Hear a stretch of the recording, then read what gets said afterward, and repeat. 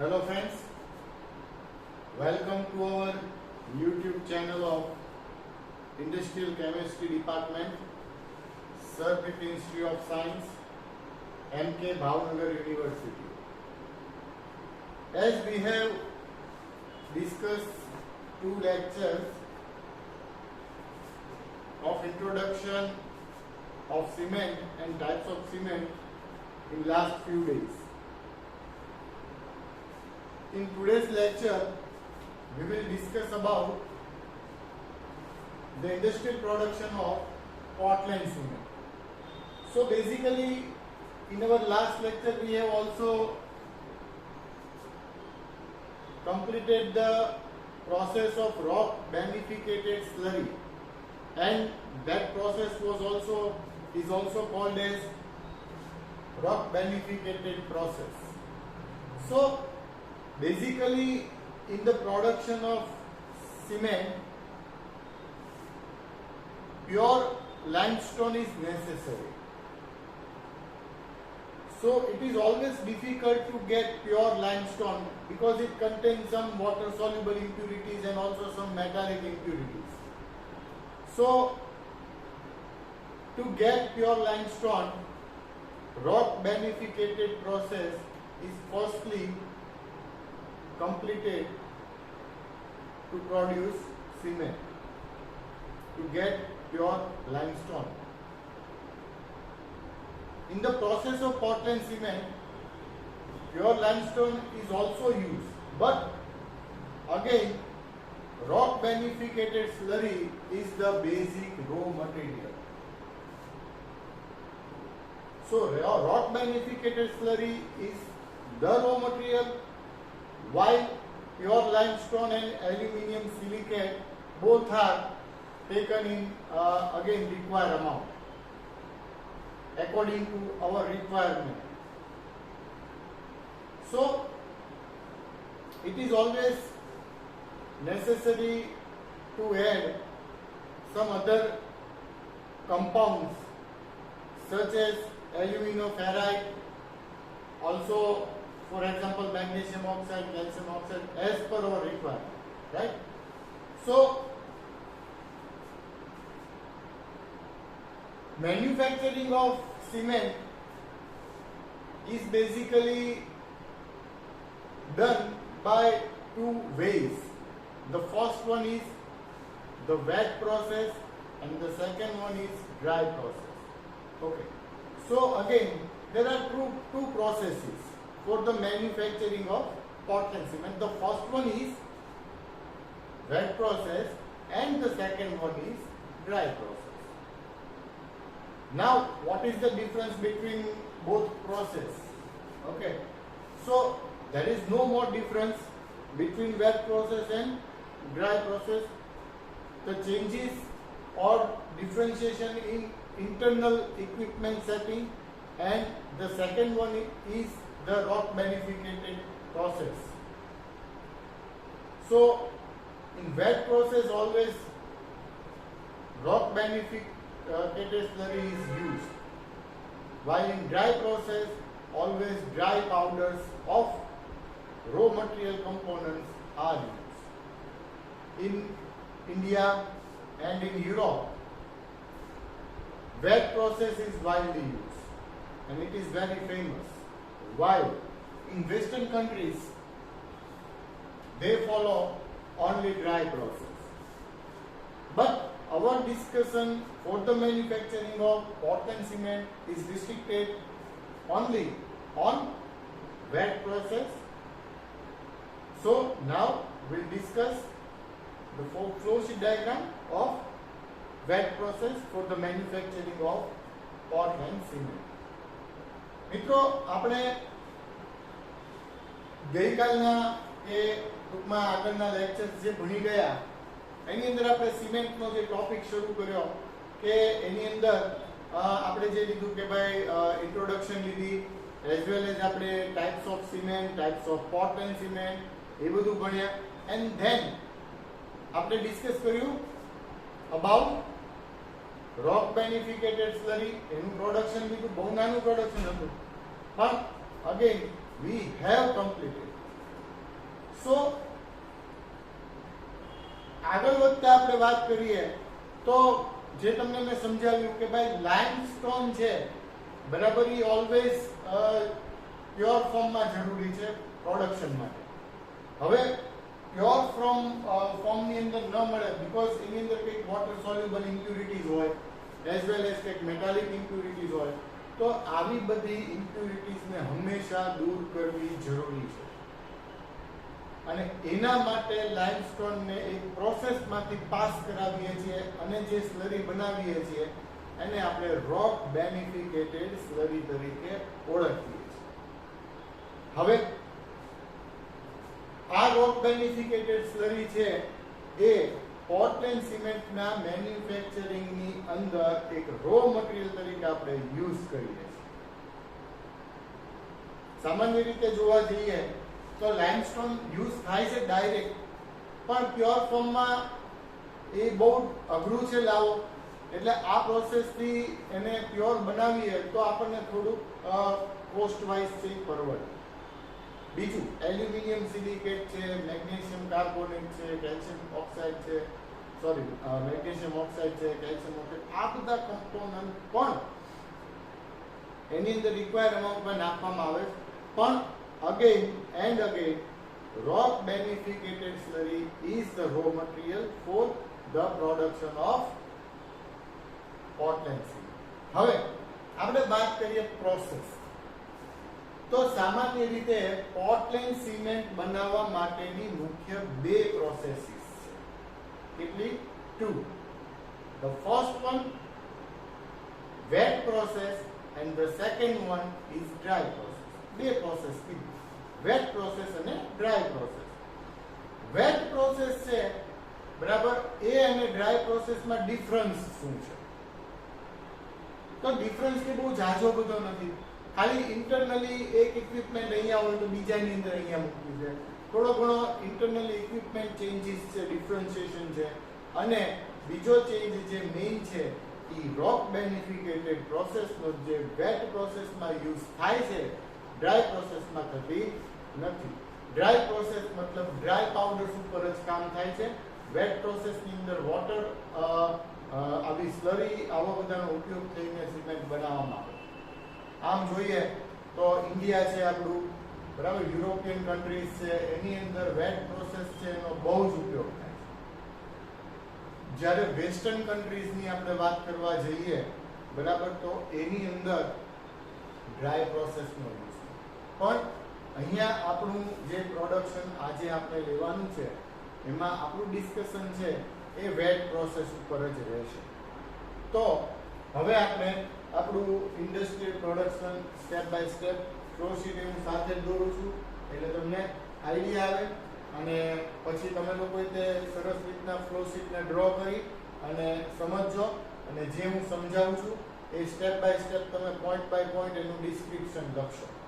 Okay, આનું description છે flow sheet ઉપરથી જોઈ એટલે એ માટે તમારે રેડી થવું પડશે. આનું કોઈ ફર્ધર મટીરિયલ મળશે નહીં તમને, રાઈટ? સો તમારે તમારી રીતે જ એનું ડિસ્ક્રિપ્શન જે પ્રમાણે હું સમજાવીશ એ પ્રમાણે પ્રિપેર કરવાનું છે. ઓકે, સો ફર્સ્ટ આપણે સ્ટાર્ટ કરીએ છીએ.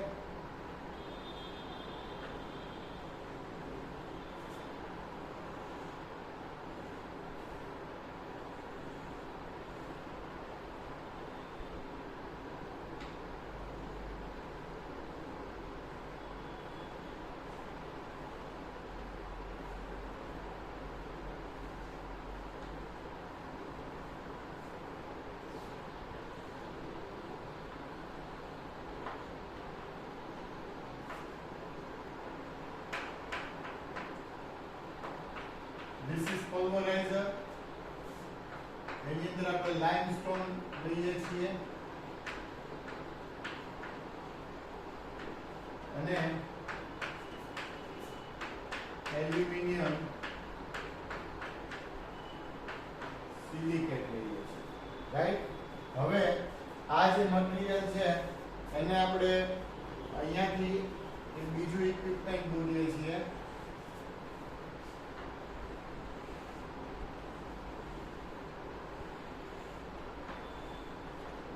આનું નામ છે હાઇડ્રો ક્લાસિફાયર. આની અંદર આપણે પાણી ઉમેરીએ રાઈટ. અહીંયા આપણે સાઈડમાં લખી લઈએ કેટલું તો કે 40 થી 50% સોલિડ કમ્પોનન્ટ થાય એટલું. બરાબર. એમાંથી જે માસ આપણને મળે છે એને આપણે લઈએ છીએ અન્ય એક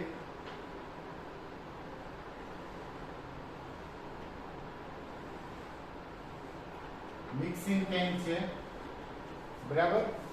એની અંદર આપણે સ્ટરિંગ પણ પ્રોવાઈડ કરીશું અને આપણે નામ આપીએ મિક્સિંગ ટેન્ક.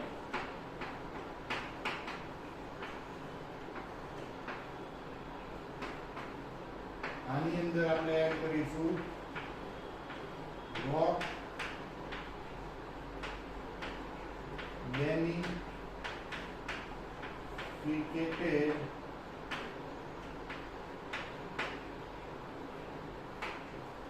સ્લરી. રાઈટ. હવે આ જે મિક્સરમાંથી જે માસ જશે એ અહીંયા આપણે લઈ લઈએ.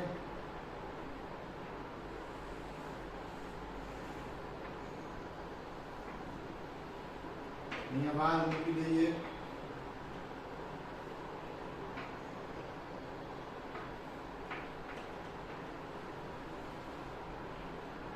આનું નામ છે રોટરી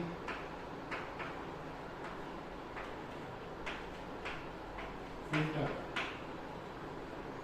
ઓકે. અહીંયા રોટરી ફિલ્ટરમાંથી minus H2O. Okay, then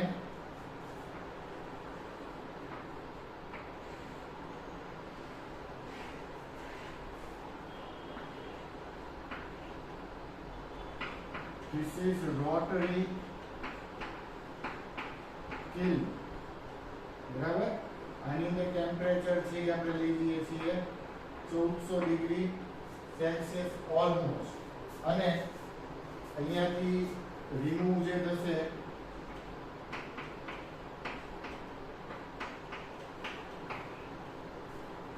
CO2 અને H2O આપણે હમણાં ડિસ્કસ કરીએ છીએ પાછું. બરાબર. ધેન માસ જે છે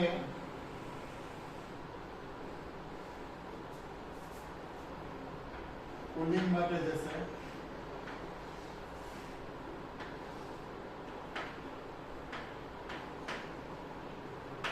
રોટરી કુલર. બરાબર. ત્યાંથી આપણને જે માસ મળે છે એને આપણે નામ આપીએ છીએ ક્લિંકર.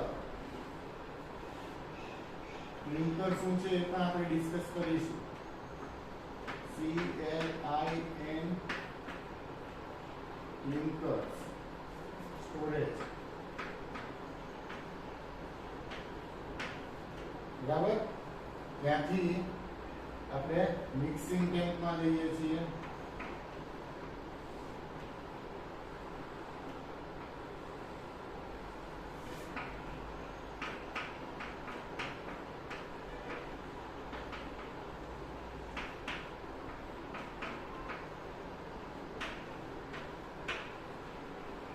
જીપ્સમ એડ કરીશું. ઓકે. અહીંયા આપણે બોક્સ બનાવી નાખીએ. જીપ્સમ એડ કરીએ છીએ મિક્સિંગ ટેન્કમાં. એમાંથી જશે માસ એર ક્લાસિફાયરમાં.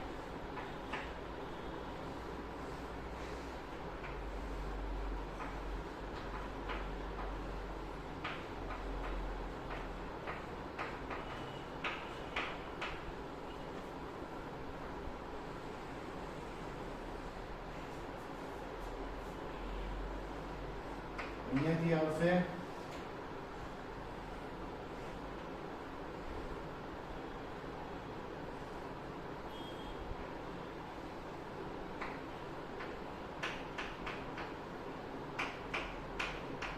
પોલરાઇઝર છે કેવું માઇક્રો, બીકોઝ માઇક્રો પાર્ટિકલ્સ મળે. અને આ જે છે એ સિમેન્ટ પેકિંગ અને સ્ટોરેજ. સો ફ્રેન્ડ્સ અહીંયા આ એનું ઇન્ડસ્ટ્રીયલ પ્રોડક્શન થશે, રાઈટ. હવે આપણે એનું જોઈ લો, આપણે એનું ડિસ્કશન છે એ સ્ટાર્ટ કરીએ છીએ. So first of all, limestone pure and aluminium silicate both are taken into a pulverizer. Here both the compound are smashed into fine particles and the fine particles are further taken into hydroclassifier. Here water is added and 40 to 50% solid mass છે, બરાબર, it produces. Then the 40 to 50% solid mass is further taken into mixing tank, and here in this mixing tank it is mixed with rock beneficiated slurry. So now the mixed mass is further taken into rotary filter. Here in this filter, rotary filter, water molecules are removed and further the mass is taken into rotary kiln. Here temperature is carried out to 1400 degrees Celsius and therefore remaining water particles are removed as vapor and also carbonated compound are discharged as carbon dioxide. So for example, limestone છે calcium carbonate, બરાબર, તો CO2 નીકળી જાય એટલે calcium oxide રહી જાય. પણ overall at this temperature all the carbonated compound are discharged as their oxides and water removed as in vapor form, and remaining mass is taken into a cooler which is called as rotary cooler. Here the mass is cooled down slowly and the obtained mass is stored in clinker storage. This compound contains C2S, dicalcium silicate, C3S, tricalcium silicate, C3A, tricalcium aluminate, etc. Okay, so clinker is the pure form of cement. What is clinker? Clinker is the pure form of cement which contain C2S, C3A, C3A, C4A, etc.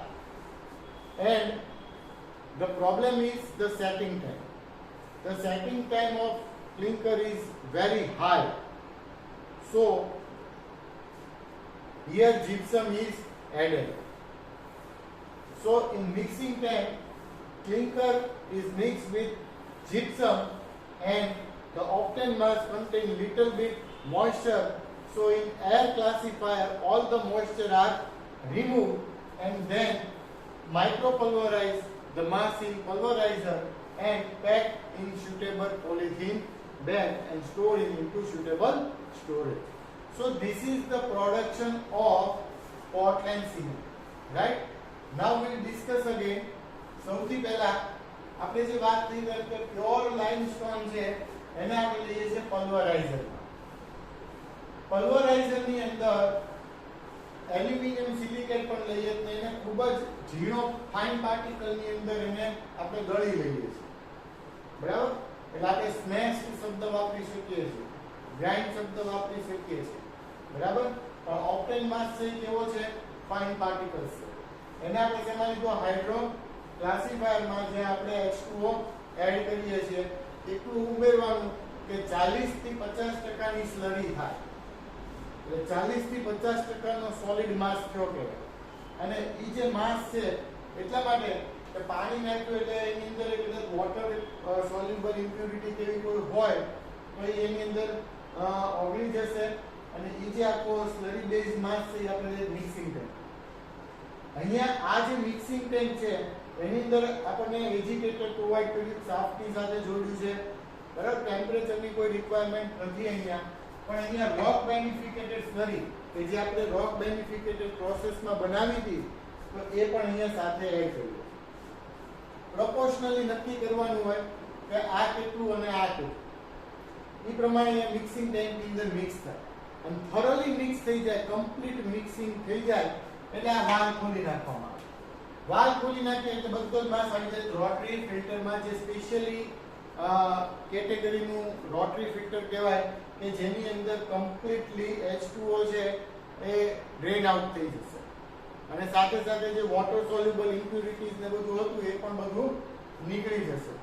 હવે આ જે માસ વધ્યો in a form of cake એને આપણે rotary કિલમાં લઈએ જ્યાં 1400 degree Celsius તાપમાને એને ગરમ કરીએ. આટલા ઊંચા તાપમાને જ્યારે ગરમ કરીએ ત્યારે એક તો અંદર જે કઈ મોઇસ્ચર હતી, પાણી હતું, એ બધું જ રિમૂવ થઈ જશે.